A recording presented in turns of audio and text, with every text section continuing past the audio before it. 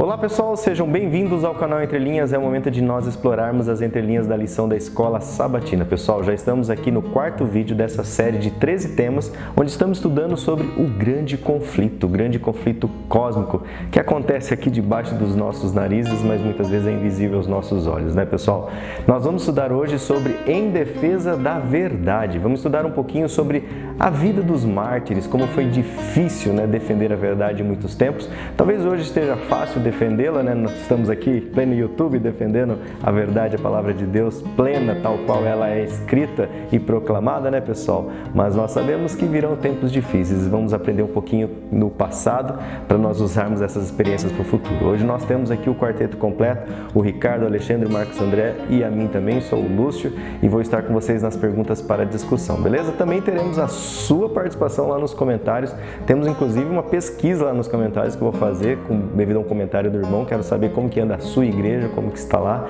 Mas agora fica um alertinha, né, pessoal? Deixa aí o seu joinha, se inscreva no canal, acione o sininho, né? E nós temos uma inscrita nova que já se inscreveu e já deixou o comentário lá também. Então hoje a parte do comentário vai estar bastante interessante. Se puder, tiver um tempinho, curta lá. Mas por enquanto, chama a vinheta.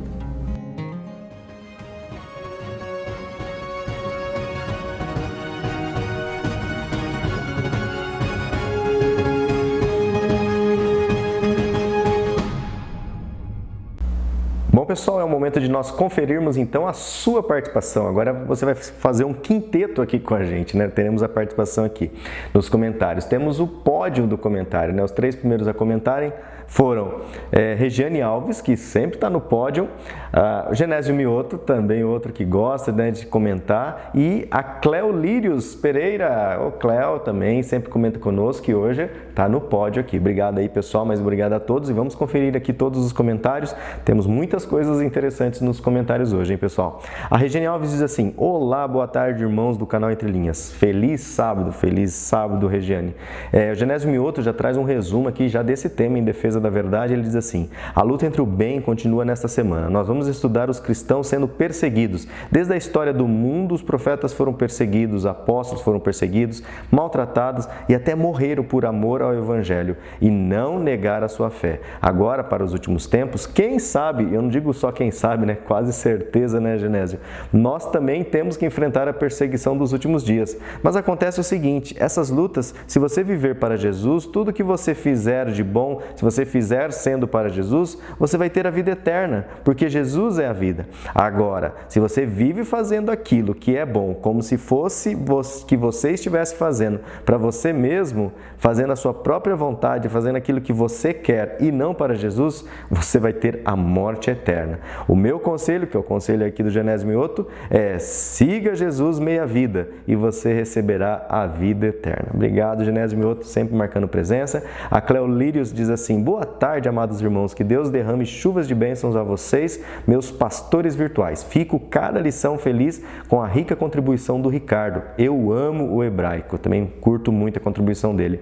E ela diz assim: irmão Cavaco, amo seus ricos comentários. Um cheiro aqui de Maceió, Alagoas. E eu lancei, né, no canal alternativo o comentário narrado pelo irmão João Cavaco, na verdade pela inteligência artificial, né? Só que eu usei a linguagem português de Portugal. Vou ver se eu lanço agora em português do Brasil.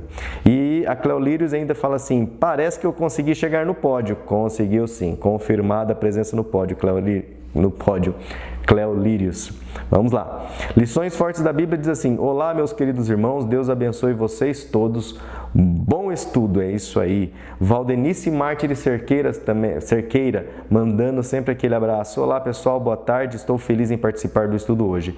Estou atrasada, mas é válido. Obrigado, Deus abençoando sempre vocês, os pastores virtuais. Eu amo vocês. E aí a Valdenice deixa um monte de coraçãozinho aqui para nós. Valeu, Valdenice, seu carinho muito especial. José Facenso também, boa e abençoada tarde do nosso santo sábado do Senhor Jesus Cristo para todos nós. Gratidão a Deus, diz aqui a Josefa, por mais um estudo da lição desse trimestre direcionada por vocês. Quarteto abençoado, Lúcio, Ricardo, Alexandre e o Marcos André. Obrigado pelo empenho de toda a equipe. Oro sempre por vocês vocês, para que esse trabalho de evangelismo continue e alcance cada semana mais e mais pessoas. É isso aí, CCC, deixa eu fazer aqui, né? CCC, curtido, comentado e compartilhado. Abraços. Obrigado, irmã Josefa Ascenso. Joivaldo Santos também sempre marcando presença aqui. Boa tarde de sábado, queridos irmãos. Continue comentando, curtindo e compartilhando. Que o Senhor abençoe e guarde a todos. Então, Joivaldo também curtindo, comentando e compartilhando. Temos aqui também o A. Kennedy. Feliz sábado. Obrigado por mais um vídeo sobre o estudo da lição da semana. A nossa porção semanal e diária do Maná Espiritual. Valeu, irmão João Cavaco. Um abraço a todos. O A. Kennedy deixando um abraço. A Benedito Eugênio diz assim: indiferentemente da igreja, organização, todas estão fazendo templos caríssimos e luxuosos, diz aqui o Benedito, né? E o Ricardo tinha notado isso também. Então fica aí, pessoal, como que está a sua igreja? A nossa igreja aqui, né, passou por uma reforma recentemente, graças a Deus está muito bonita, muito linda para receber as pessoas. Eu gostaria de saber, e a sua igreja, como que está aí nas outras associações? Vocês estão conseguindo reformar as igrejas?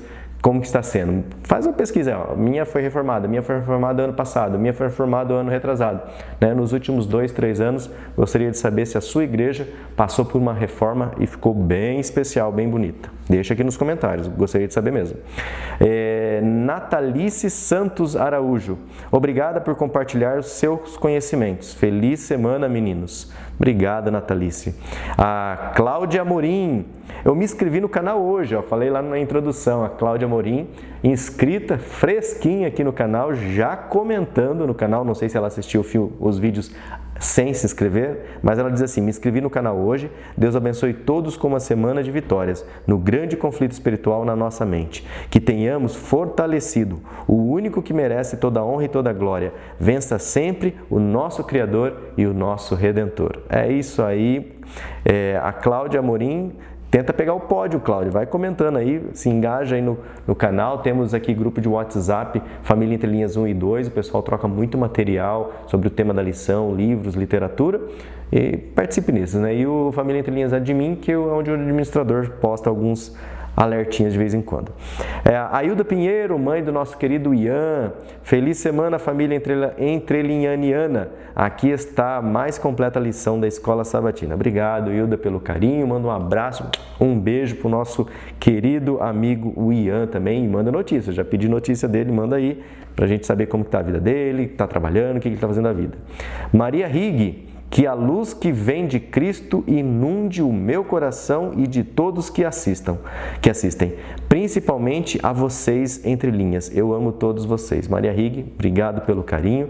Também temos aqui a Beth Souza. Beth Souza deixa um comentário, né, tadinha? Ela passou não muito bem no último sábado, mas que, né, o Marcos já mandou um oi, manda um oi aqui ao vivo para você, Beth, que você esteja melhor após essa semana e que nesse novo sábado, né, você possa estar bem melhor. Ela diz assim: olá, amigos entrelinheiros, passei esse sábado lá no pronto-socorro do IAMP. E mesmo lá fui a captura dos meus comentaristas preferidos, mas sem chance de interagir, meus queridos. Ainda não estou bem, mas passará. Esse mal-estar terrível muito me ajuda a almejar com mais profundidade a promessa de Jesus. Vou preparar-vos para todos um lugar e voltarei. João 14, 1 a 3. Aleluia, diz aqui a Beth Souza. Ela deixa o CCC, curtido, comentado e compartilhado. Mesmo no pronto-socorro, no PS, ela ainda curtiu os comentários. É isso aí, minha irmã. Firme e forte, porque esse mundo não é o nosso paraíso, né, pessoal? Hashtag fui até o fim. Obrigado, Beth. Força aí, que Jesus continue te fortalecendo. Adriana Kuhn. Olá, queridos pastores virtuais, o Lúcio, o Alexandre, o Ricardo e o Marcos, todos presentes. Até o João Cavaco também marcou presença no último vídeo.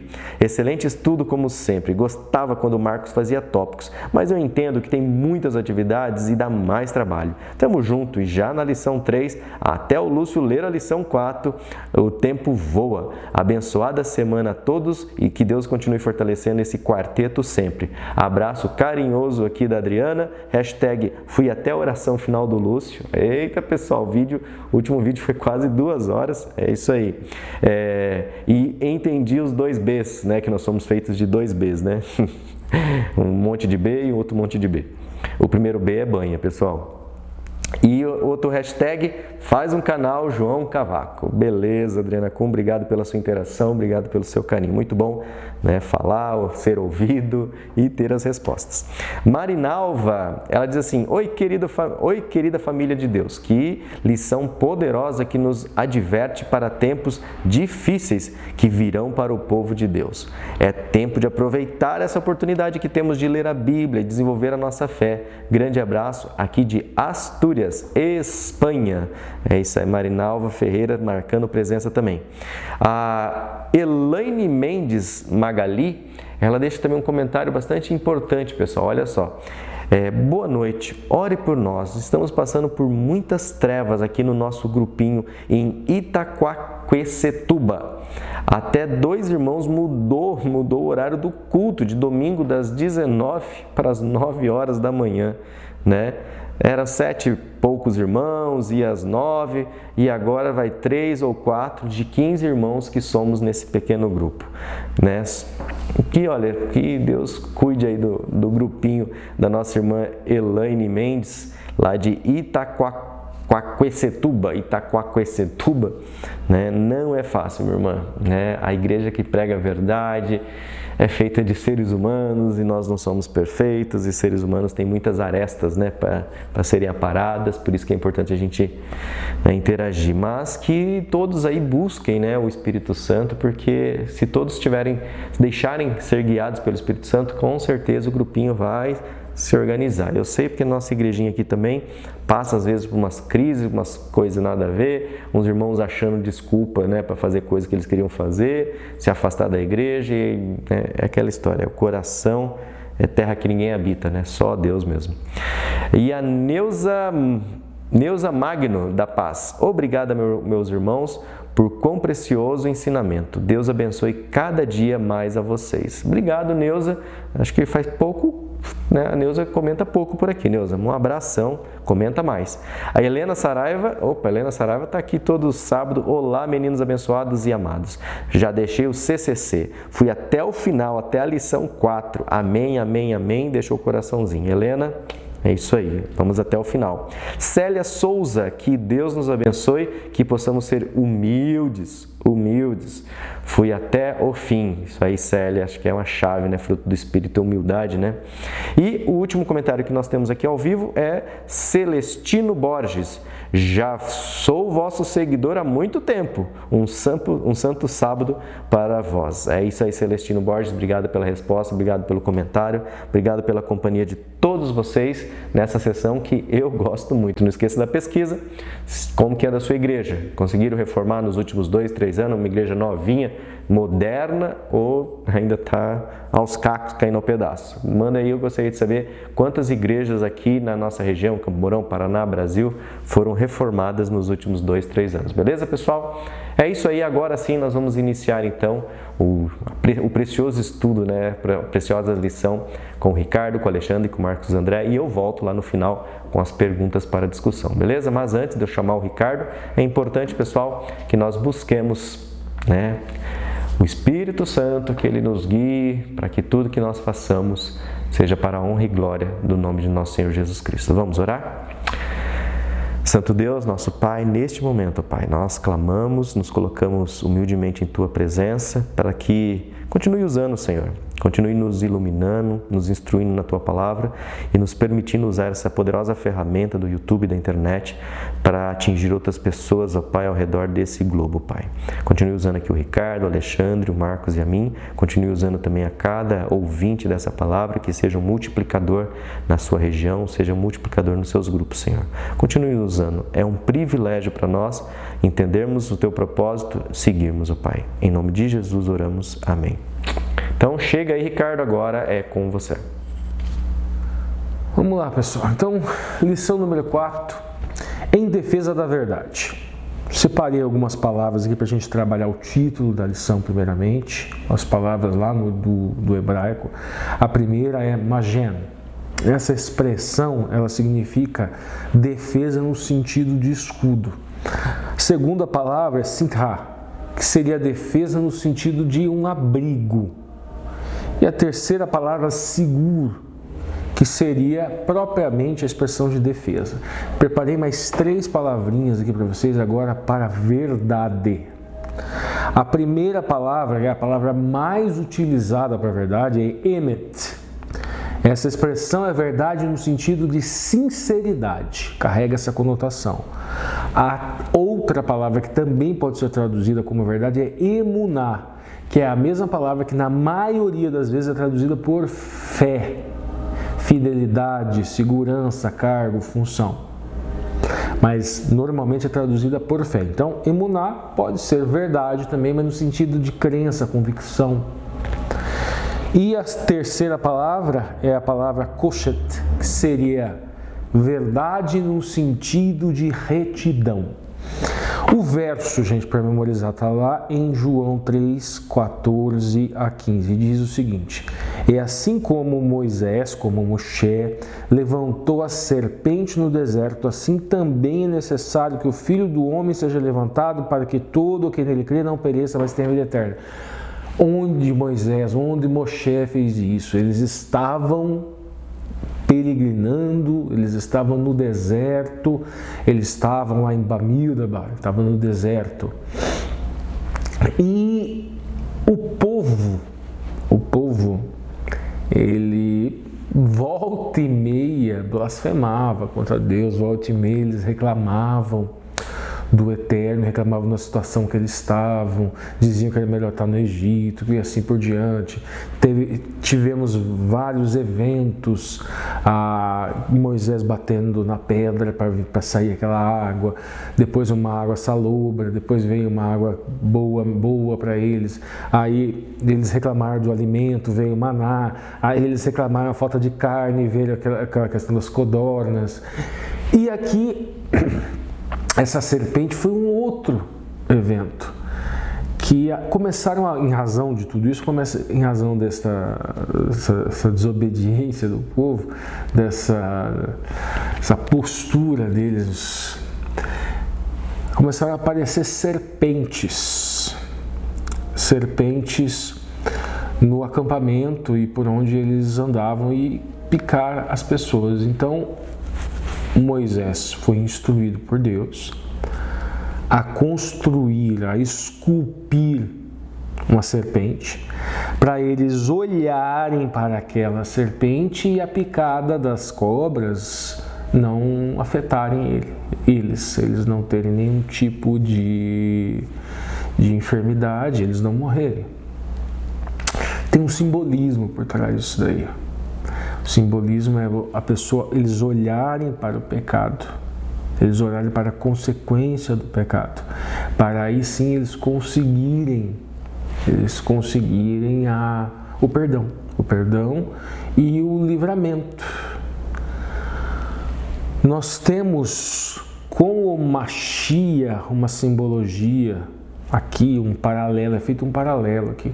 O Mashiach, o Messias, o Cristo, ele é considerado que no dia do sacrifício, no dia que ele morreu, no dia do Calvário, que ele se fez Hatat. Hatat é uma expressão que tem 2 significados. Significa pecado, mas também significa o sacrifício pelo pecado. Então, nesse sentido, ele se fez pecado.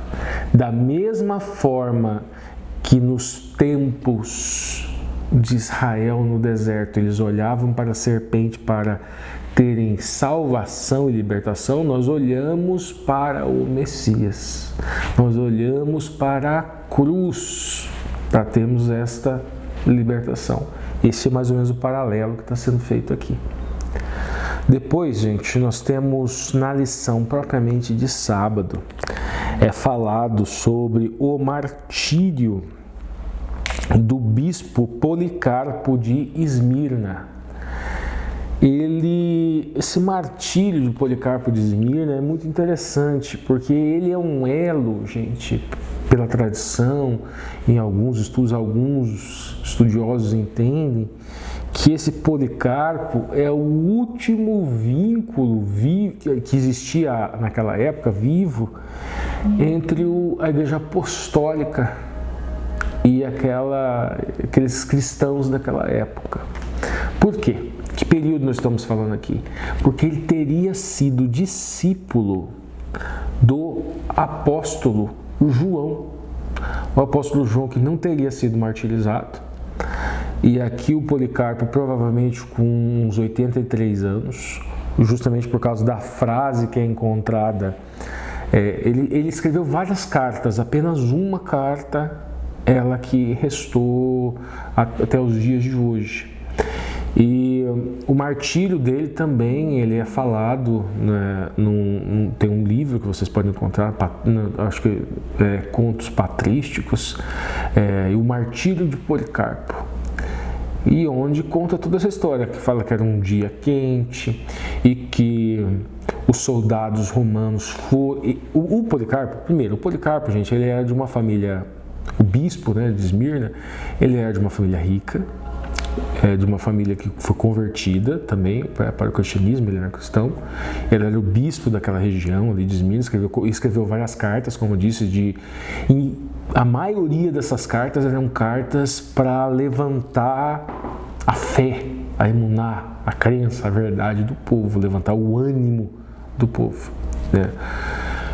E conta a história que os soldados chegaram lá, diz que teriam torturado um garoto para saber onde que ele estava, aí chegaram lá babando para pegar o Policarpo, e o Policarpo tratou eles bem, chamou eles para dentro da casa, ofereceu comida para eles, que eles teriam até quase se arrependido de chegar lá. E daí ele pediu para orar, para que se ele podia orar um pouco, disse que ele orou por 2 horas. E os seus colegas lá, as pessoas que conviviam com ele, insistiram que ele fugisse, mas ele não quis fugir porque ele achou que aquilo poderia corromper o nome da igreja. Então ele disse, seja o que Deus quiser. E ficou lá, tratou bem aqueles soldados. Os soldados simpatizaram com ele no meio do caminho em que eles foram levando o Policarpo para ele ser martirizado. Um deles perguntou, o que tem em chamar o César de Senhor? E o Policarpo disse, não, eu não vou fazer isso. Aí ele foi junto com outros cristãos, colocado foi enviado para o seu martírio lá no Coliseu junto com outros cristãos, e foi dada a oportunidade. O procônsul tentou dar a oportunidade, mais ou menos como Pilatos ali, dar a oportunidade dele se arrepender. Então disse o seguinte, vai lá, acenda um incenso, diga que o César é o Senhor, que daí eu liberto vocês todos. E ele se negou. E daí a tradição vai contando a história de que ele foi incendiado e que o corpo dele, que os relatos que as pessoas falavam, que parecia que o corpo dele não se consumia propriamente, que era como se as chamas não o tocassem, alguns diziam, outros diziam que era como um pão que estava ali, ou um pedaço de metal que estaria refinando ali, até que um soldado teria enfiado uma navalha, uma espada, uma lança, alguma coisa nele, e ele teria morrido. Só que essas são impressões de quem estavam ali assistindo. Não sabemos se efetivamente isso aconteceu. Alguns fazem um paralelo com o caso de Sadraque, Mesaque e Abednego, Ananias, Misael e Azarias, na fornalha. Só que a diferença é que Ananias, Misael e Azarias, eles não morreram, e o Policarpo morreu queimado e morreu também pela lança que foi enfiada nele. E daí criou-se também uma questão de que o sangue de Policarpo teria apagado fogo. Tudo isso construção da tradição católica. Tá? Mas o Policarpo de fato era um mártir, e o Policarpo, pelas fontes históricas, nós entendemos também que teria sido discípulo do apóstolo Paulo. Inclusive, alguns falam que ele ainda guardava uma ortodoxia com relação ao cristianismo, e daí alguns teólogos inclusive falam que esse cristianismo mais ortodoxo do Policarpo, e daí vão elencando as igrejas que têm essa ortodoxia maior, e a igreja adventista estaria entre elas. E daí na ponta da linha nós vemos o autor da lição trazendo aqui, gente, dizendo o seguinte, que quando lhe pediram que repudiasse a Cristo, ele disse, nas palavras aqui do autor: eu o servi por 86 anos e ele não me fez nada de errado. Como posso falar mal do meu rei que me salvou? E o último parágrafo do sábado, o autor vai dizer o seguinte: muitos enfrentarão o martírio em vez de desistir da fé em Cristo. O sacrifício deles reaviva a nossa coragem. O seu compromisso renova a nossa devoção. Nessa semana estudaremos princípios bíblicos que motivaram os valdenses e os reformadores, como Hus, Jerônimo, a permanecer fiéis diante da ameaça de morte, pelo mesmo poder que matou Policarpo. E no caso nós estamos falando aqui de Roma.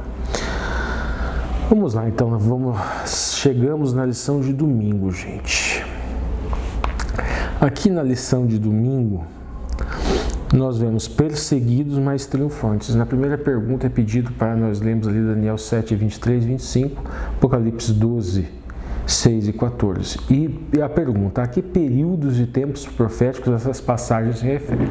Bom, gente, Daniel vai falar ali daquele grande animal, aquele animal estranho, um animal com vários chifres, um animal meio que indescritível, um animal terrível, que na interpretação que é dada, aquilo ali seria um poder político e religioso, estaria equiparado ao sonho de Nabucodonosor na estátua.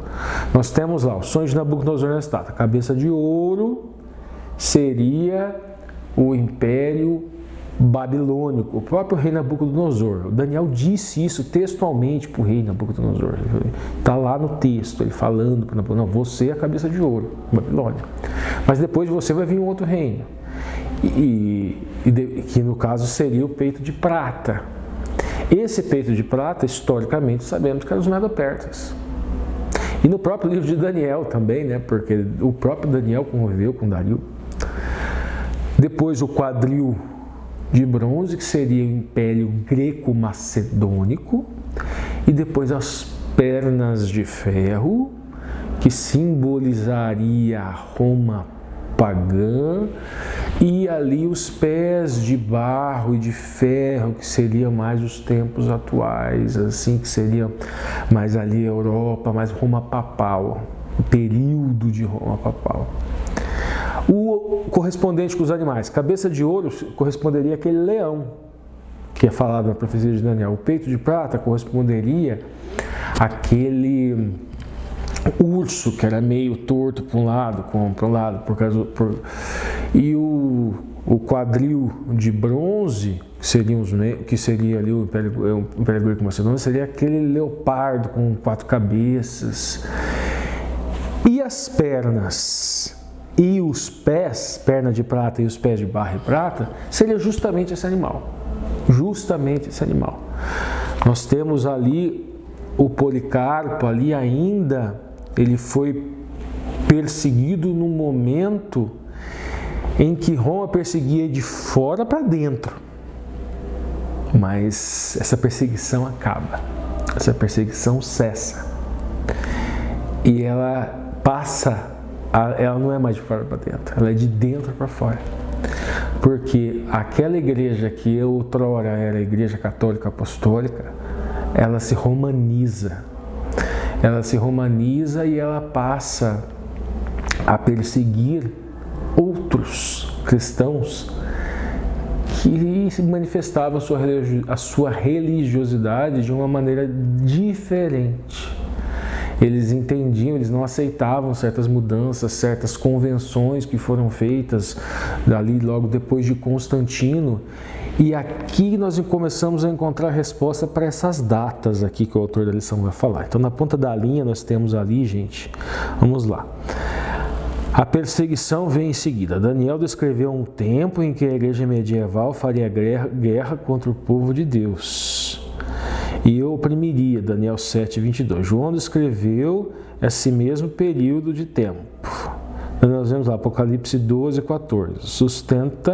Sustentada durante um tempo, no caso 360, mais ou menos, que seria um ano normal. O ano judaico tem, não são todos os anos que têm o mesmo número de dias, mas a base aqui é aquele ano regular, é o primeiro ano regular.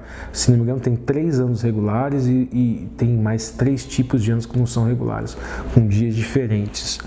Mas aqui esse tempo aqui é calculado 360, um tempo. Aí tempos, aí tempos seriam pelo menos 2, meio tempo. E assim por diante, é assim que é feita a conta. Aí a mulher aqui, que é um símbolo da igreja, aí já passando para o Apocalipse. A mulher, porém, fugiu para o deserto, onde Deus lhe havia preparado um lugar. Apocalipse 12:6. E os fiéis foram sustentados no deserto. Bom, gente, aqui vai falar justamente da profecia de 1260 dias. Existem várias interpretações diferentes. E a gente sempre fala, de novo, isso é uma dor de cabeça, isso é chato pra caramba, parece aquele monte de gente lá do Samuel Ramos falando, porque isso, gente, aqui a gente não entra nessas coisas. Aqui a gente apresenta as duas ou 3 interpretações diferentes, vocês decidem. Fica aí, vocês peçam orientação de Ruach HaKodesh. Aqui nós não temos compromisso com uma interpretação X, com a interpretação Y. Para nós o evangelho duro é: amarás o Senhor teu Deus de todo o seu coração e a próximo como a ti mesmo. E para mim o ponto mais relevante é entender que o Cristo não pisará na terra na segunda vinda, que ele vai levar os seus para o milênio no céu e depois ele volta. Por quê? Porque o anticristo vai se utilizar desta mensagem para enganar as pessoas. Ele vai se passar e muitos crentes, muitos adventistas serão enganados. Então nós vemos aqui, gente, as 2 interpretações nós vamos explicar mais ou menos para vocês. No Apocalipse, fala lá em tempo, tempos e metade de um tempo. E fala em 1260 dias, em pontos diferentes. A interpretação mais ouvida, e a interpretação oficial, vamos dizer, poderíamos até dizer oficial, a preponderante, dominante na igreja adventista, e vocês vão estar coordenando a lição na igreja adventista, é de que esse período dito 1260 e tempos e metade de um tempo, se refere ao mesmo período. Só que vocês vão encontrar, inclusive, pastores adventistas jubilados dizendo que são profecias diferentes, que são tempos diferentes. E outros pastores, talvez, aí que eu desconheça, e outras denominações religiosas. Então nós temos essas 2 interpretações. Repetindo, 1260 e tempos e metade de um tempo são períodos diferentes. Essa é a interpretação oficial da igreja, dominante, mais utilizada na igreja? Não. A mais utilizada, dominante, é essa que está aqui na ponta da linha, que se refere na ponta da linha, do autor da lição, que se refere ao mesmo tempo. E qual seria esse tempo? Seria o tempo da supremacia papal. Então, quem desbocou nesse vídeo aqui, vindo de outros canais aí, que vocês vão estranhar a lição. Eu não sei como esses canais vão abordar isso daqui, esses canais que utilizam a outra interpretação, não sei. Mas fiquem sabendo, existem as 2. E o que é esse período, gente, da supremacia papal?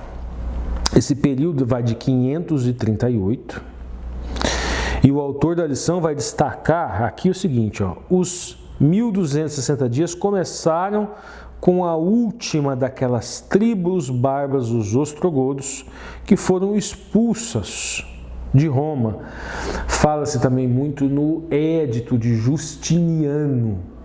O que aconteceu aqui com essa supremacia papal aqui, gente? Houve um enfraquecimento muito grande do Império Romano. Houve um enfraquecimento em razão de guerras, em razão de conflitos internos, em razão de a tentativa de manter fronteiras que iam até, fronteiras muito extensas. E aos poucos os bispos, Constantino lá atrás, gente, tornou a igreja cristã oficial no Império. Mas aqui, e aos poucos, esses bispos eles foram tomando conta também desse poder político. E se chegou a esse ponto, o ponto da supremacia papal.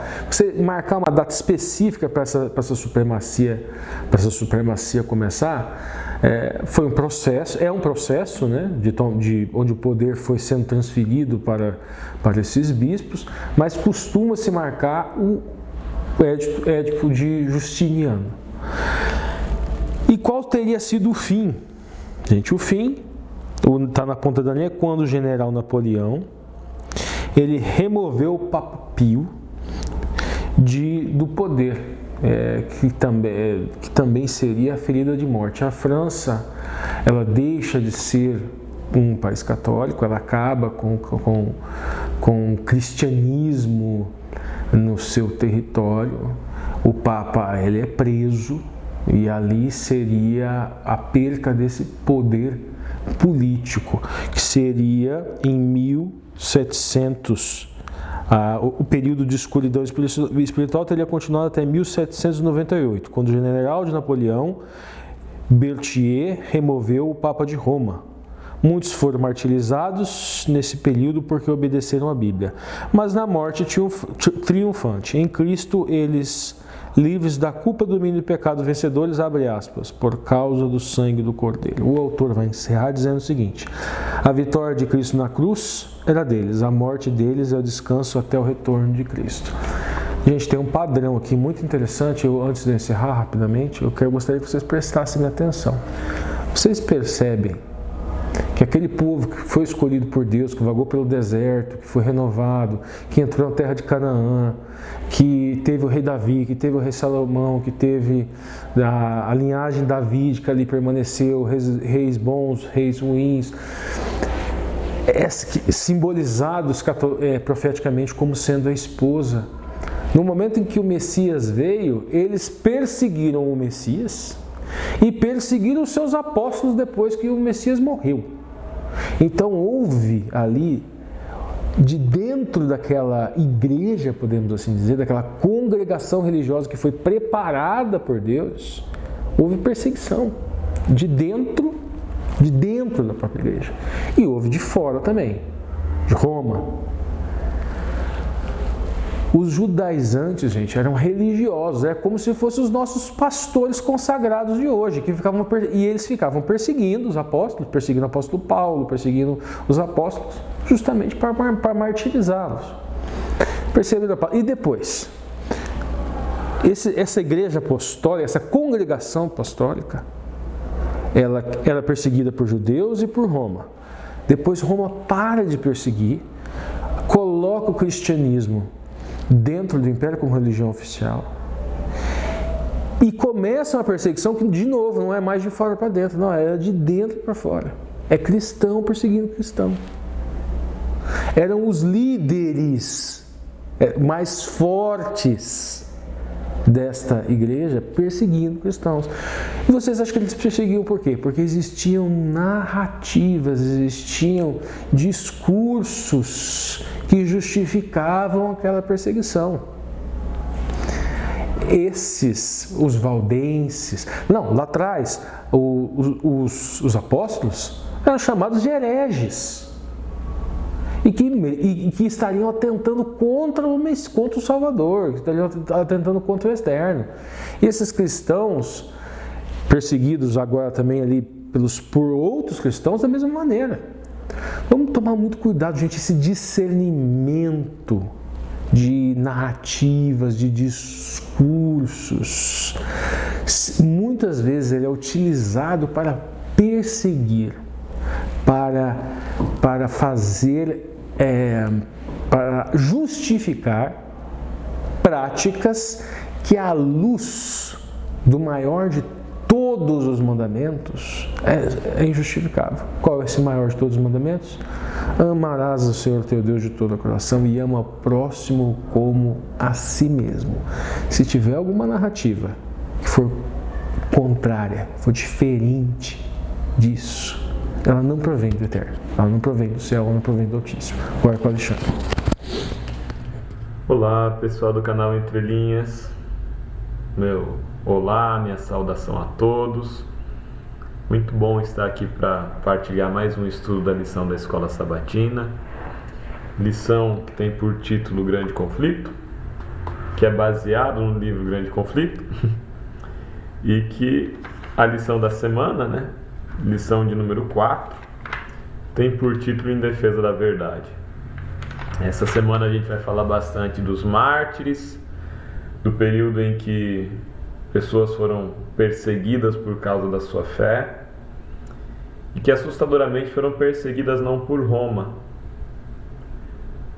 com seu império poderoso, com seu exército poderoso, colocando cristãos para morrerem no Coliseu, mas foi perseguida por outros cristãos. Vocês já estudaram sábado e domingo com o Ricardo? Vão estudar comigo agora, lição de segunda-feira. Lição de segunda-feira tem por título A Luz Vence a Escuridão. E tem ali 2 textos base, um deles está em Judas e o outro deles em Apocalipse. O texto de Judas, gente, é um texto de um livrinho pequenininho, que é o livrinho de Judas. Vale a pena parar para ler esse livrinho inteiro, inclusive bem interessante, tem a ver com o tema da lição dessa semana. Essa lição que vai trabalhar com o capítulo 4, eu acho, 3 e 4 e 5, se eu não me engano, deixa eu conferir aqui. Isso, 4, 5 e 6 do livro Grande Conflito. Mas esse livrinho de Judas, ele é atribuído a um irmão de Jesus. Ele se apresenta como Judas, irmão de Tiago. Jesus tinha um irmão Tiago, que escreveu o livro de Tiago, acredita-se, né? Então, possivelmente, esse Judas fosse um dos irmãos de Jesus, um dos filhos de José. E ele, nesse texto, ele vem trazendo um sermão de conselhos, de exortações, de preocupação com a fé da igreja. E ali no versículo 13 e versículo 4, porque só tem um capítulo, Judas, ele orienta o povo a batalhar pela fé que foi dada aos santos. A fé original, E ele já se preocupa porque se introduziram homens ímpios que convertem a graça em dissolução, em devassidão. Então substituem a graça de Cristo, que é uma graça tão cara, tão custosa, porque custou o sangue de Jesus, por uma licença para pecar e viver como bem entender e degenerar-se, espiritualmente. Nesse processo eles negam ao próprio Deus, eles negam a Jesus Cristo também. Percebe como no tempo de Judas, no tempo apostólico, já havia a inserção de doutrinas e de ensinos falsos dentro do cristianismo. E ao longo do desenvolvimento da história e do tempo, isso foi se aprofundando de uma forma muito triste. Quando o cristianismo ele se mistura com o Império Romano, a gente falou disso na semana passada, abrem-se as portas para que entre todo tipo de influência política, de conveniência, de momento, para dentro do cristianismo. E isso vai estar presente em várias festas, em várias práticas pagãs que entram na igreja, desde a adoração de imagens, alguns rituais da igreja, alguns títulos de líderes da igreja, até festas que para nós são tão importantes e celebradas até hoje, como a Páscoa e o Natal. Páscoa e Natal não são feriados cristãos, gente. Embora na Páscoa a gente celebre, né, a morte e ressurreição de Jesus, e no Natal se celebre o nascimento de Jesus, essas datas elas não foram originalmente datas cristãs. A Páscoa ela vem da festa a deusa Ostara ou a deusa Eostre. Ela era uma divindade adorada pelos germânicos, os povos germânicos, e ela era associada à deusa da fertilidade. A tradição germânica dizia que a festa de Eostre marcava a festa de fazer bebês. O pessoal tinha ficado o inverno inteiro preso dentro de casa. Os animais tinham passado o inverno presos dentro de casa. Chegava a primavera. No auge da primavera era o momento da reprodução dos animais. Era o momento de festas de plantio depois do inverno. Era um momento de festas de primavera, com alguns símbolos de fertilidade que vão ser usados nessas festas, né, e que eram dados como presentes, vão ser ovos pintados e o coelho como um animal que é muito fértil, um símbolo da fertilidade. Então, coelhinho de Páscoa, ovo de Páscoa, isso tudo vem do culto à deusa Ostara ou Eostre, que era uma deusa germânica da fertilidade. O Natal, o querido Natal, né, ele comemora o solstício de inverno. Tem um dia no inverno, que era na Europa o dia 25 de dezembro, que era o dia mais curto do ano, a noite mais longa. E aí, no dia seguinte, o dia começava a esticar de volta, né? Porque durante o verão os dias são mais longos, durante o inverno os dias são mais curtos, até que chega um momento em que os dias são mais curtos, e tem o dia mais curto do ano, que é o solstício de inverno. E aí vira a chave para os dias voltarem a crescer. Então a festa do Natal era a festa da volta da luz, da volta dos dias se tornarem mais longos. Então, algumas religiões elas adoravam o sol no Natal, porque era a luz voltando. Os romanos vão comemorar no dia 25 de dezembro a Saturnália, e os germânicos vão comemorar no dia 25 de dezembro o Iule, que é lembrando que o inverno vai acabar. Eram festas de inverno e de primavera, né? O Iule ele lembrava, olha, o inverno está acabando. Mas pera lá, inverno dia 25 de dezembro, Alexandre? Sim. A Europa fica no hemisfério norte, né? No hemisfério norte, o inverno é em dezembro. Por isso que Natal tem a ver com neve, né? E aí fazem bonequinhos de neve nas vitrines de loja aqui no Brasil, esse país tropical, com o Natal acontecendo no verão. Pois bem, presta bastante atenção nisso que eu vou dizer, irmão. Eu não estou aqui para estabelecer regra para ninguém. Eu não estou aqui para dizer que você tem que celebrar o Natal ou não tem que celebrar Natal, celebrar Páscoa ou não celebrar Páscoa. Não estou aqui. A gente tem que aprender a ir para a igreja e a se relacionar com a fé sem esperar que as pessoas nos digam o que é lícito fazer, o que não é lícito fazer. Sua consciência te diz, o Espírito Santo te diz, isso é entre você e Deus. Não estou aqui para estabelecer regras sobre Natal ou Páscoa, dar ovo de Páscoa, não dar ovo de Páscoa, ter pinheirinho, não ter pinheirinho, o que Ellen White fala sobre isso, botar pinheirinho na igreja, não botar pinheirinho na igreja. Não é disso que eu estou falando. O que eu estou falando é que Natal e Páscoa são festas que têm uma raiz pagã. Bom, isso é história, tá? Isso não é a opinião de A ou a opinião de B. Isso é a compreensão de como essas tradições, essas datas entram no cristianismo. Conforme os povos iam se convertendo, eles mantinham as festas que eles já faziam, mantinham as tradições que já faziam. Eles viram cristãos, mas eles ainda celebram a festa de Eostre, a festa de Ostara, ou em inglês Easter, a Páscoa. Olha a pronúncia, Easter, Ostara, Eostre, mesma raiz. Eles se tornam cristãos, mas eles ainda celebram o Yule, a festa do final do inverno, do meio do inverno. Meio para o final, né?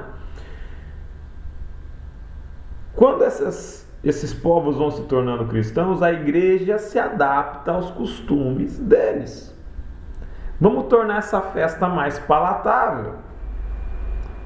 Vamos dar uma temperadinha nela com o cristianismo. Vamos falar, olha só, o nascimento da luz, olha que coisa mais bonita. No Natal, não é agora os dias voltando a ficar mais longos, não é o sol voltando, olha, é o nascimento da luz, é o nascimento de Jesus. Jesus nasceu no Natal, 25 de dezembro, o Yule está aí.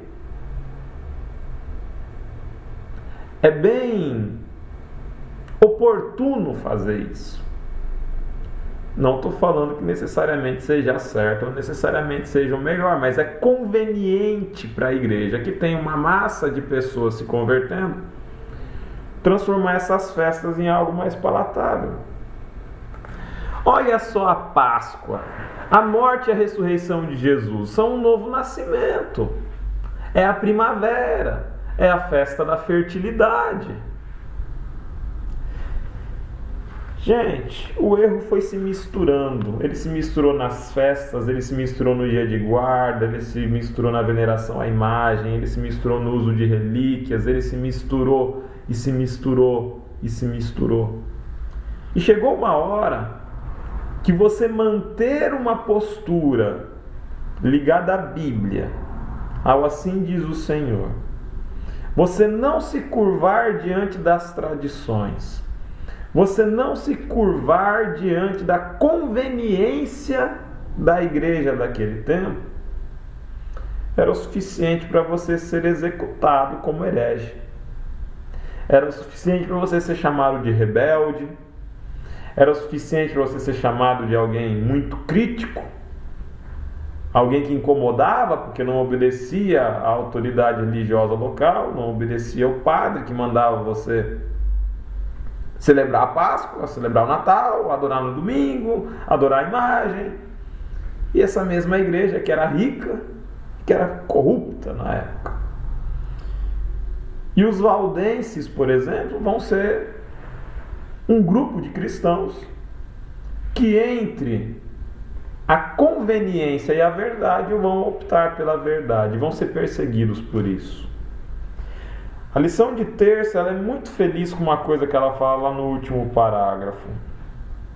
Que a vereda dos justos é como a luz do alvorecer, vai brilhando mais e mais até ser dia claro. Os valdenses não sabiam toda a verdade, meus irmãos. Nós também não sabemos toda a verdade hoje. A igreja adventista, ela trabalha com o conceito de verdade presente, quer dizer, a verdade para aquele tempo, para aquele contexto. O que os valdenses tinham era a verdade presente para o tempo deles, com as suas limitações, mas uma mensagem que pregava o apego à Bíblia, uma Bíblia traduzida para a linguagem popular, para a linguagem que o povo entendia, um cristianismo simples, baseado na humildade, na caridade, na denúncia da riqueza e da opulência dos sacerdotes daquela época e da igreja daquela época. Qual é a resposta de Deus para os valdenses? Qual é a promessa de Deus para os valdenses? E para todos os mártires ao longo do tempo na história? Apocalipse 2:10, não tema o que há de padecer. Jesus não está falando aqui, Deus não está falando aqui que não vai padecer, que não vai sofrer. Ele está falando, não temas. O diabo lançará muitos de vocês na prisão. Sejam fiéis até a morte, quer dizer, muitos de vocês vão morrer. E assim seja, porque é necessário que isso tudo aconteça, gente. Ser fiel até a morte. Muitos de vocês vão morrer. Seria desalentador se parasse aqui, né? Mas o final do texto diz: dar-te-ei a coroa da vida. Ser fiel até a morte, dar-te-ei a coroa da vida. Você está preparado para morrer pela verdade?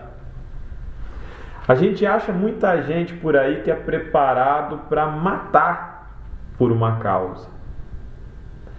Pedro puxou a espada de pronto e atacou o servo do sacerdote e decepou a orelha dele. Pedro estava disposto a matar. Mas ele não estava disposto a morrer, porque quando Jesus estava sendo acusado, Pedro negou Jesus e traiu Jesus 3 vezes.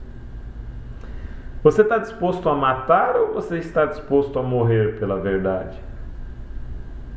Tem uma canção de um padre que eu gosto bastante, chamado Padre Zezinho. E nessa canção o Padre Zezinho fala o seguinte: forte é quem morre, mas não admite matar. Mais forte é a semente, porque a semente morre, mas morre para ressuscitar. Vida eterna. Ser fiel até a morte, dar-te-ei a coroa da vida. Essa é a promessa que Jesus fez para os valdenses. Essa é a promessa que Jesus oferece para nós hoje também. Lição de terça-feira tem ali 3 textos. Um texto de Atos, um texto de Efésios e um texto de Apocalipse. Vamos começar por Efésios. O texto de Efésios ali,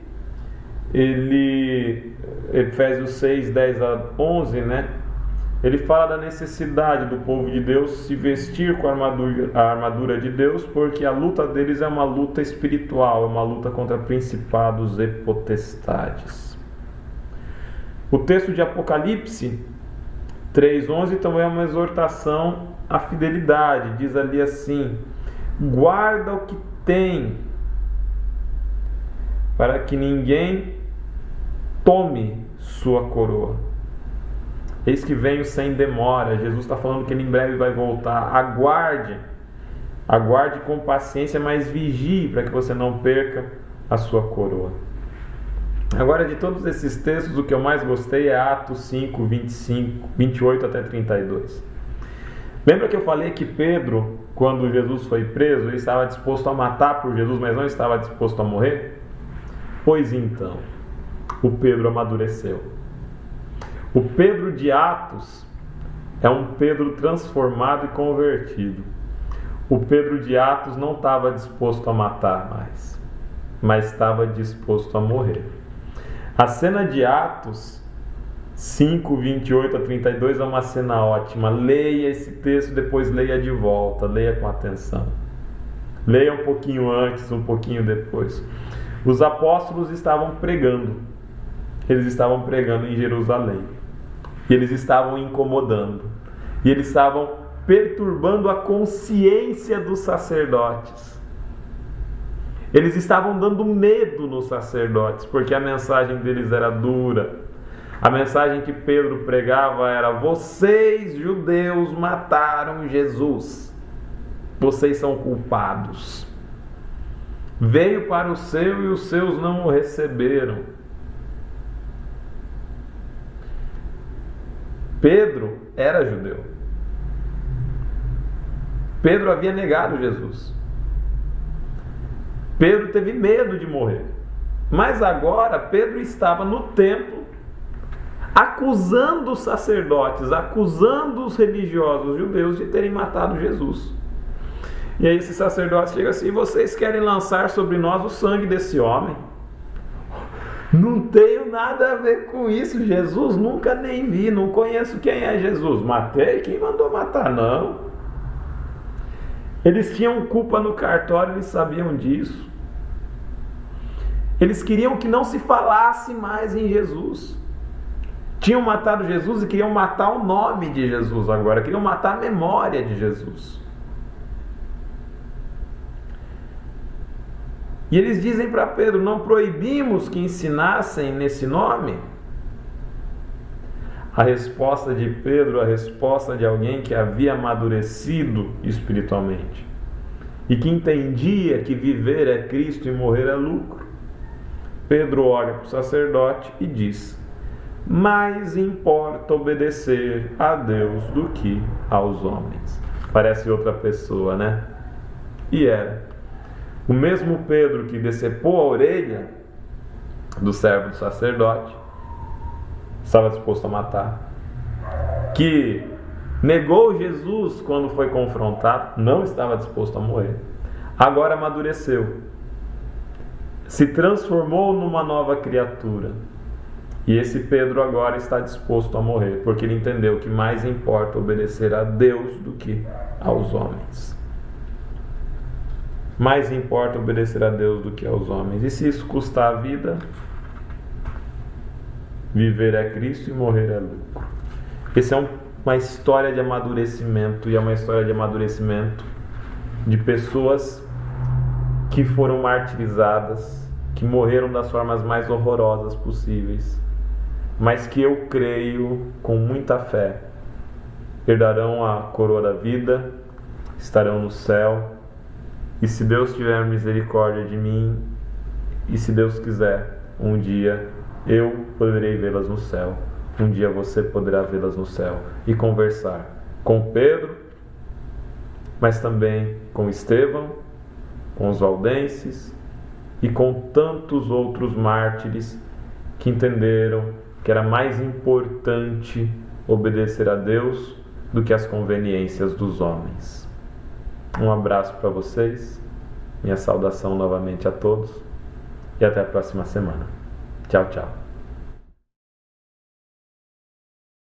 Olá, você que nos acompanha através do canal Entre Linhas, que bom estarmos juntos mais uma vez estudando a Palavra de Deus, a Bíblia Sagrada, hoje estudando mais um tema do grande conflito que nós encontramos nas Escrituras Sagradas, e eu continuo o estudo que você já começou com o Lúcio, com o Ricardo e com o Alexandre na lição de quarta-feira. Aqui nós encontramos o título A Estrela da Manhã da Reforma, e o autor já traz logo uma pergunta: que atitudes de Davi e Jeremias em relação à palavra de Deus foram a pedra angular da reforma?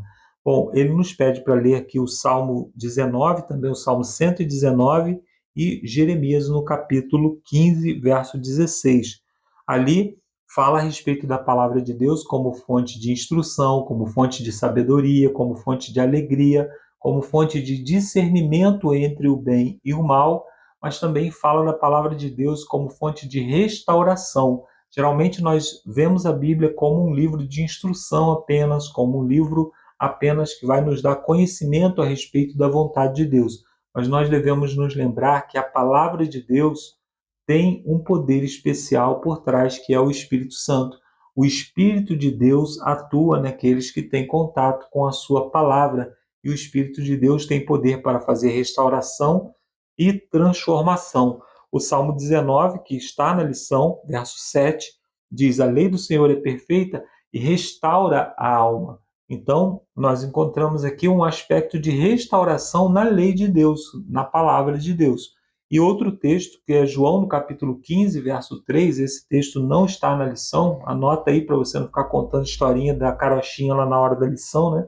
Nós não admitimos que você, que participa do canal Entre Linhas, na hora da lição da Escola Sabatina, fique contando história da própria vida. É muito comum acontecer isso lá na lição da Escola Sabatina, mas nós que estamos aqui estudando profundamente a Bíblia não podemos fazer isso. Então, João, capítulo 15, verso 3, lá Jesus, falando com os discípulos, disse assim: vocês estão limpos pela palavra que têm ouvido de mim. Então, quando Jesus falava aos discípulos, a sua palavra tinha poder não só para dar instruções, mas também para purificar dos pecados, para purificar dos desejos pecaminosos. Aí na continuidade aqui, o autor diz assim: uma das verdades relacionadas à reforma foi a alegria trazida pelos estudos da palavra de Deus, ou seja, Eles descobriram verdades importantes, ficaram alegres com isso e transformaram essa alegria em missão. Começaram a falar para outras pessoas. Então, ao estudarem as Escrituras, foram transformados. Aí tem um texto aqui do Grande Conflito que fala a respeito de John Wycliffe e fala a respeito do poder que a palavra de Deus teve em sua vida. Ele foi um tradutor da Bíblia, ele traduziu a Bíblia para o inglês, né? E o estudo da Bíblia enobrece todo pensamento e sentimento e aspiração como nenhum outro estudo consegue fazer. O estudo fervoroso e reverente das Escrituras, colocando a mente do estudante em contato direto com a mente infinita, daria ao mundo pessoas de intelecto mais forte e mais ativo e de princípios mais nobres do que já existiram como resultado dos mais hábeis ensinos da filosofia humana. Então, se nós tivéssemos mais empenho na palavra de Deus, nós teríamos mais conhecimento no nosso dia a dia, nas coisas comuns do dia a dia, porque a palavra de Deus nos coloca em contato com o conhecimento divino, com a mente do divino, não pelo que está escrito somente, mas pelo poder que o Espírito Santo tem. O estudo da palavra de Deus restaura a imagem e semelhança que nós perdemos por ocasião do pecado. A outra pergunta que ele faz aqui: que conselho Paulo deu a Timóteo a respeito da palavra? Ele diz: transmita o que você ouviu de mim a homens fiéis, a fim de instruí-los. Então, a palavra de Deus, ela não deve ser somente lida para o nosso conhecimento, ela deve ser transmitida. Nós devemos ser apenas um canal pelo qual Deus se comunica com as pessoas que estão ao nosso redor. Os reformadores desejavam compartilhar a verdade que alegrava seu coração. Essa foi a principal motivação daqueles que conheceram as verdades transformadoras da palavra de Deus. A palavra o transformou, falando de Wycliffe ainda, a palavra o transformou e o amor de Cristo o motivou a compartilhar o que aprendeu. Antes de Wycliffe, havia muito pouco da Bíblia em inglês, então ele foi ali um grande tradutor. Aqui o texto também diz que o reformador ele morreu antes que Roma pudesse o alcançar, mas por ordem do papado, por ordem de Roma, ele foi desenterrado, seus ossos foram queimados e ele foi jogado no rio. Aqui o texto diz então que as cinzas dele se espalharam, mas não foi só a cinza dele que se espalhou. Aquilo que ele havia feito pela palavra de Deus também se espalhou pelo mundo, e hoje nós temos a Bíblia nas nossas mãos. A reforma trouxe a oportunidade de todos nós termos a Bíblia na nossa mão, a liberdade de lermos e estudarmos a palavra de Deus. Na parte de quinta-feira nós temos o título Animados pela Esperança. Lá em Hebreus, no capítulo 2, versos 14 e 15, o autor nos pergunta como os crentes da Idade Média experimentaram a realidade do grande conflito. Bom, eles estavam sob perseguição, mas acreditavam que a vitória de Cristo sobre a morte era suficiente para garantir a eles a vida eterna, ainda que eles viessem a morrer. Por isso, eles se entregavam com tanta segurança à morte. Eles eram martirizados, queimados, mortos em praça pública, mas ainda assim, eles faziam isso com alegria, eles faziam isso com prazer, com satisfação.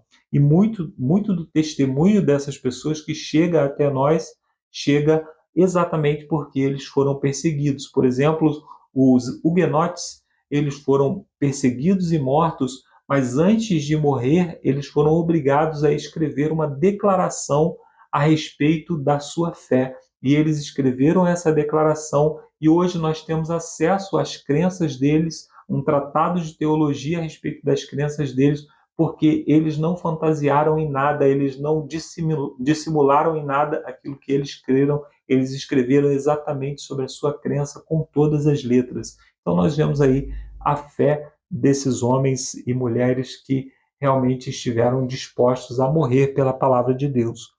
Eles olharam além do presente, sabiam que pela ressurreição de Cristo que a morte era um inimigo derrotado. Para eles, o domínio da morte fora quebrado eles se apegaram à promessa da palavra de Deus e foram vitoriosos. Eles foram vitoriosos não nesse mundo, né? Porque perderam, morreram, foram derrotados, mas a vitória eterna está garantida.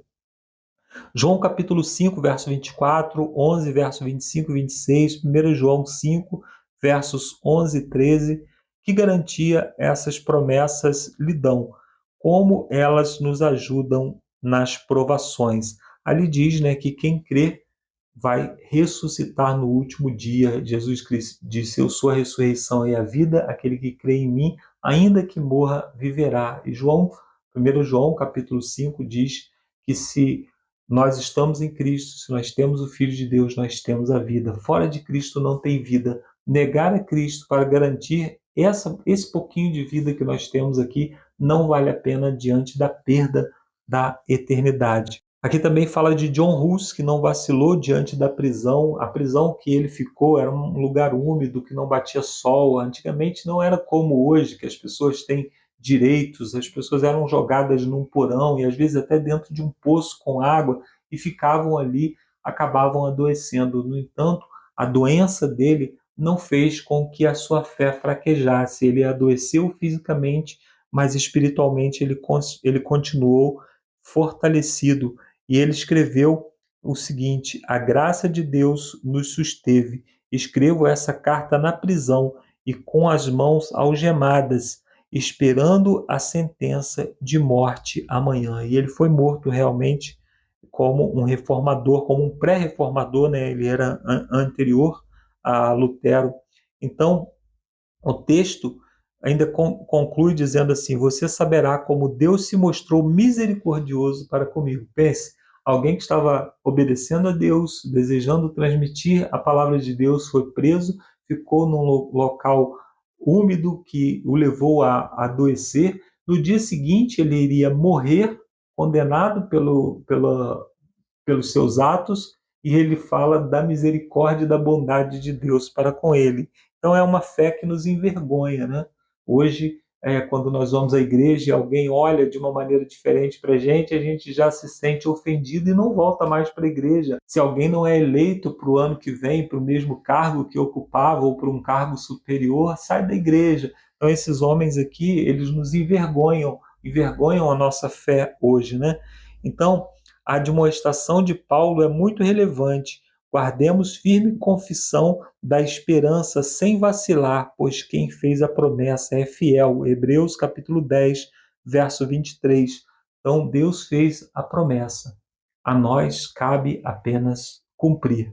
A nós cabe apenas disseminar essa verdade enquanto nos restar fôlego, enquanto nos restar vida.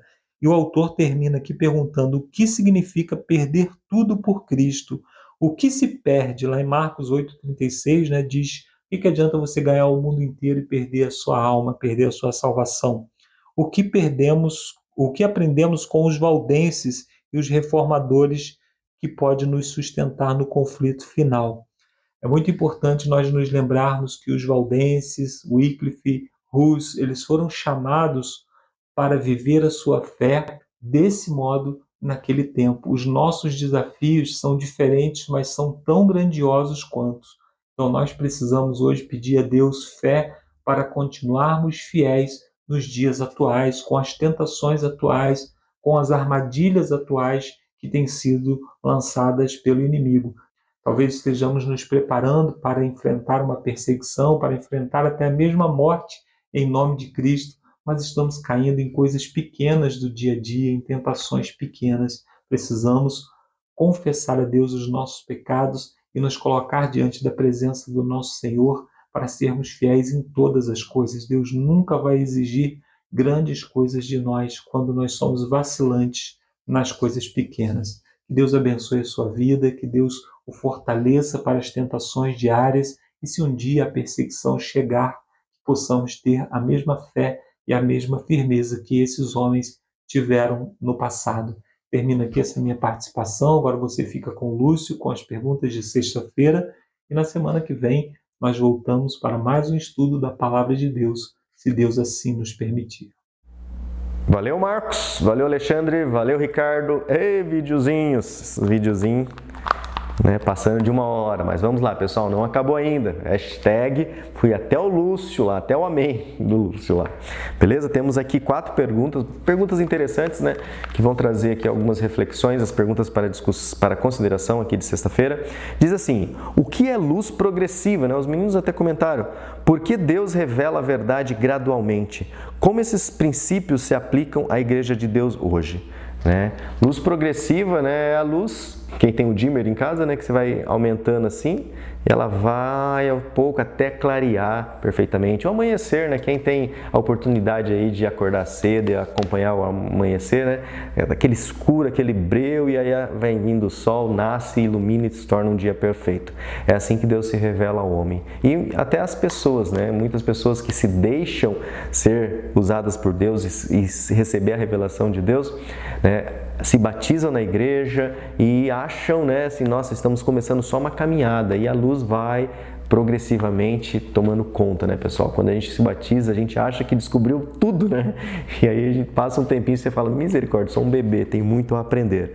Então, por que Deus revela a verdade gradualmente? Eu penso, né, uma opinião minha, é porque uma luz muito forte, ela ofusca, né? Seria até traumático para a pessoa com muita luz, porque ela não entenderia. Então, penso que Deus, professor dos professores, e eu sou professor, eu sei como que é, você tem que introduzir um assunto, um conceito, de uma forma gradual, para que a pessoa vá compreendendo, assimilando, entendendo, né, o plano de Deus, e ele vai, né, se revelar em sua completude no dia em que nós vermos Jesus voltando no céu. Aí você vai falar assim, misericórdia, chega e me arrepia. Fala assim, meu Pai, agora está revelado tudo o que nós tínhamos, né? Porque não tem, vai ser exatamente com os olhos que nós veremos. Como esse princípio se aplica à Igreja de Deus hoje? É interessante, nós adventistas, tome cuidado, pessoal, né? Deus ainda está conduzindo o seu povo, Deus ainda está revelando, né, certos caminhos que nós temos que trilhar. Claro que tem muitas coisas já escritas por Ellen White e infelizmente nossa igreja tem largado, né, o estudo de Ellen White, infelizmente, né, o mundo está aprendendo e tentando ensinar algumas coisas para a igreja, daí você vai lá, mas Ellen White, né, já falava isso, povo. Ah, tá bom, então vamos estudar a fonte, né? Como esse princípio se aplica à Igreja de Deus hoje? Né, a igreja ainda está crescendo em graça, crescendo em poder. 2. As novas descobertas da verdade se relacionam com verdades anteriores que o povo de Deus compreendeu. Na verdade é uma pergunta, né? Mas na verdade é uma afirmação também, né? Sim, claro, né? Se relaciona sempre com a verdade anterior, né? Como a primeira falou, uma luz progressiva. Porque a nova luz nunca deve contradizer a luz antiga. Isso é importante, né, pessoal? Novamente, acho que eu vou usar o mesmo exemplo, né, que eu usei do professor. Quando você introduz um conceito, esse conceito é base para um conceito mais complexo, vai indo. E esses conceitos, ele cria, né, uma linha crescente de entendimento e eles não trazem contradições para quebrar, né, o entendimento. Então, realmente, assim, as novas descobertas nunca devem contradizer as anteriores. Nós, adventistas, até não temos muita dificuldade com isso, mas muitos amigos cristãos que leem a Bíblia acham que a Bíblia contradiz, e eu vejo, né, o mundo secular brincando muito, né, com a Bíblia, dizendo que a Bíblia é cheia de textos que se contradizem, que não dá para seguir nada certinho.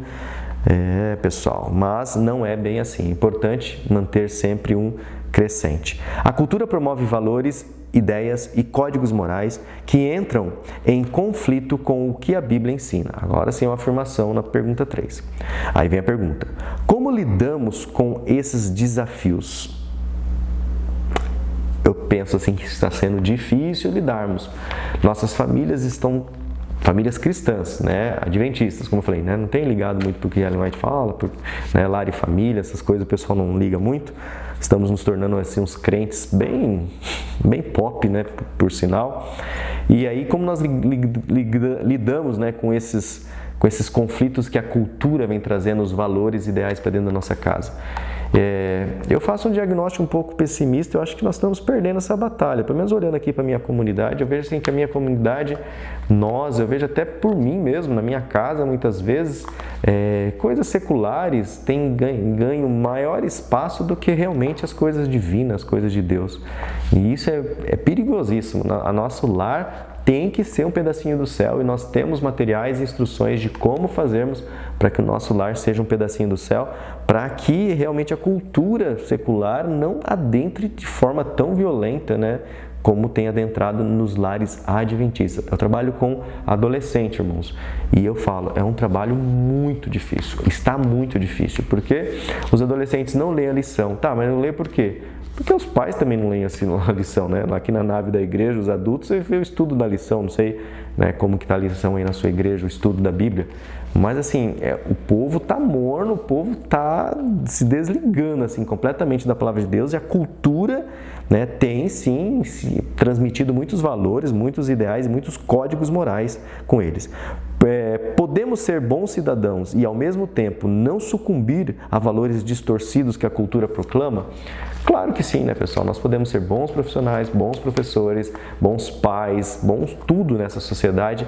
E lembrando, né, do que nós já estudamos, que os meninos trouxeram aí para nós, lembrando que o momento em que os nossos princípios forem ameaçados, que nós possamos escolher os princípios e não deixá-los de lado, né, para usufruir de algum benefício ou talvez para nos livrarmos, né, de alguma coisa que estão nos trazendo por pensarmos assim. 4. Como a carta de Hus impacta o seu pensamento? O que o impressiona nessa carta? A carta de Hus, né, no estudo de sexta-feira, vem trazendo que Hus mandou uma carta para um padre, né, um amigo dele, e ele disse assim, que ele se sentia o pior ser humano do mundo porque ele tinha vestido roupas suntuosas e ele tinha sentido prazer, né, em usar essas roupas suntuosas. E também ele diz assim, ter gastado horas em ocupações fúteis. E Hus fala assim, meu pai, como eu perdi tempo, como eu era, né, como eu tinha valores distorcidos, né? E como essa carta pode nos ensinar muitas coisas, pessoal. Isso nos fez, né, no Prepara Aqui, me fez refletir, né?